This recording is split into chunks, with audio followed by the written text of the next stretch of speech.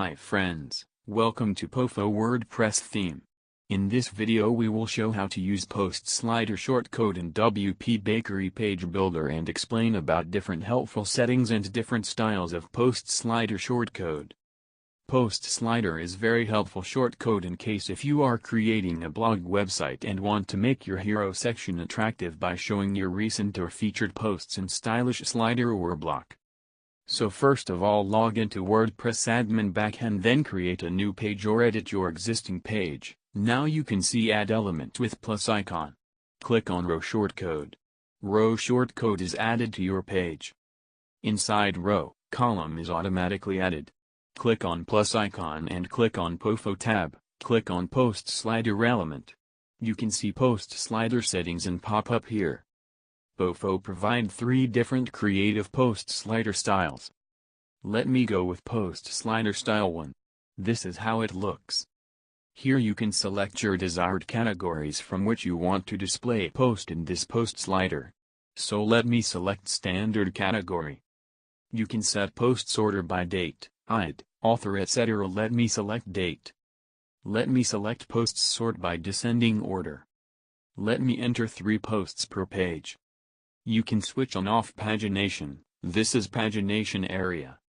Select pagination style, style. Select pagination color style, dark style. You can switch on of post title and post categories. You can switch on off read more button and enter button text here. Let me enter read more as button text. You can set category text case here.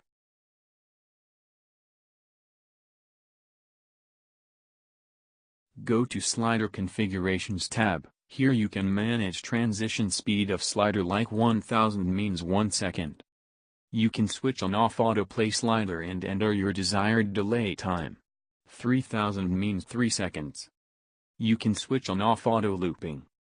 Under Style tab, you can manage box background color and category color. Typography tab, here you can manage typography of title. You can manage font size, line height, letter spacing, font weight, set element tag H1, H2, etc. Italic font on-off, change font color, font underline on-off, switch on-off auto-responsive font size. Go to Extra tab. In case if you want to customize this shortcode deeply, then you can insert unique element ID for page slider element. You can insert custom CSS class name here and then write custom CSS code using element ID and class name.